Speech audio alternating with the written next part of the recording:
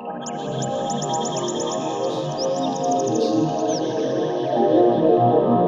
to our pond, and as you can see, it's surrounded by a fence.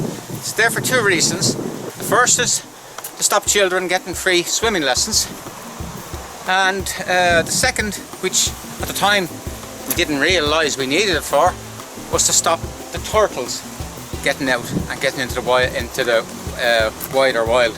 The thing about, if you have a public pond in this country and most countries surrounding, it will end up with turtles whether you like it or not, because what happens is parents buy their children turtles off them when they're small. That means when the turtles are small and the children are small. But both the turtles and children get bigger, and at least the turtles get smellier and get salmonella and stuff. So they sneak them, they wrap them up in a blanket and sneak them over to a public pond, put them over the fence. So we've ended up with 6 turtles.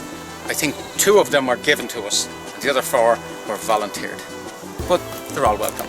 No more turtles. We don't anymore. 6 is enough.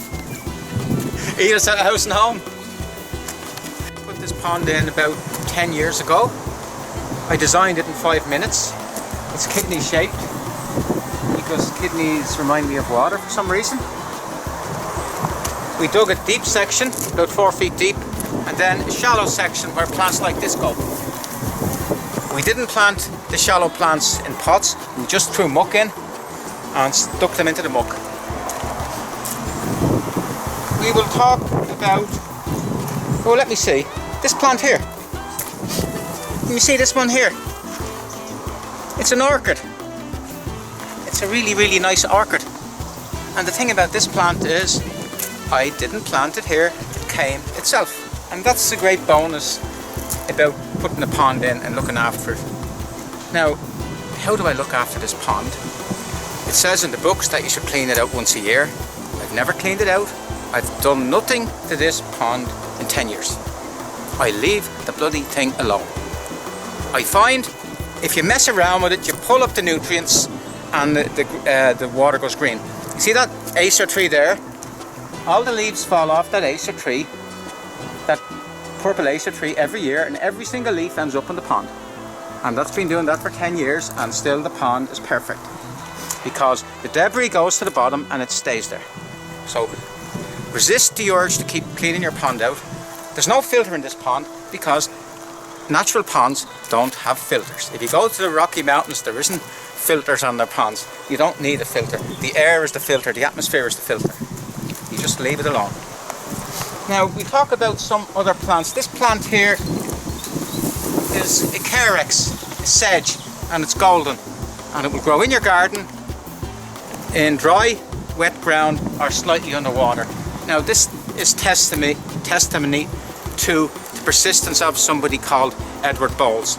And he was on a train journey through the English fens, and he spotted this golden sedge amongst the green ones, and he pulled the communication cord of the train, and then he hopped out and got a sample. I don't know whether he was fined £50 or whatever you were fined for stopping the train illegally, but he was so insistent on getting the golden one, and it's because of him pulling the communication cord that this is in gardens all over the world. Now we look at water lilies. If you look at the water lilies, you'll see they're being eaten. Flowers. They're being eaten by the turtles. The turtles eat the flowers. But there's not much we can do. Now how you deal with water lilies is you put them in a very, very big basket and get the big ones and just leave them alone. Now maybe in 5 years' time I'll have to take one up. You do this in May, split it apart and put it back again, but I think we'll get a few more years out of it. Here's a weed that I didn't put in. That's New Zealand Pygmy weed, and it's quite a good oxygenator. Comes from New Zealand. I think the OPW spent thousands, if not hundreds of thousands, trying to remove this from Royal Canal. It is a terrible pest, and I would never wish it on my worst enemy. But it's no problem in an enclosed system like this. But this should never be allowed into the environment. And we have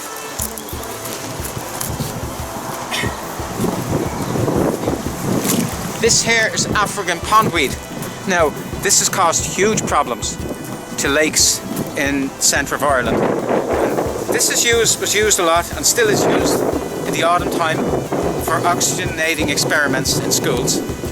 And then pupils bring bits home and they end up in ditches and then they got washed into rivers and lakes, and this is where the problem came from. Now it's illegal now to sell it, we wouldn't sell it. But having said that, it's one of the best oxygenators you can get. It will keep your pond clear. But I won't sell it, I won't even give it away. It's going to stay here. And here's another good oxygenator, believe it or not.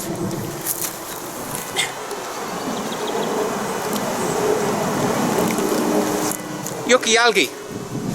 That's, believe it or not, is actually an oxygenator. And because it does the same as the other plants, takes in the sunlight and turns the carbon dioxide into oxygen. And what we are doing with our proper oxygenate plants is we are getting them to outcompete this. That's all. But it is an oxygenator. It's called Spiro gyro. If my memory's getting bad, my memory gets bad sometimes, and then I pick a piece of this, my memory's getting bad. This is Marsh forget-me-not, and it's the very same as the normal forget-me-not, except that it grows in the water and the margins. It's a really, really nice one to get if you can get hold of it. And once it establishes, it'll seed all around the edges of your pond. It's really good. Now, when we built this pond, we did something quite clever. We put it on a slope, good gentle slope, and all we did is we just filled the whole thing with gravel. A layer of gravel, so when the water drops in the summer, you don't see the lining, you just see the gravel. And it gives it a lovely softness. You would never think that's a lump of plastic in there. Here's another native, Menyantes. That's Bog Bean. That's an old Irish cure for lung diseases this plant was used for. I only found out that lately. And it's nice to have a little bit of a tradition and heritage in your pond. That's purple Loosestrife. That's the one that gave all the trouble in America. That got into America and it's run riot all over America. And it seems to be relatively okay in Europe, because obviously it's been so long in Europe. The environment can cope with it, but it causes great trouble in America.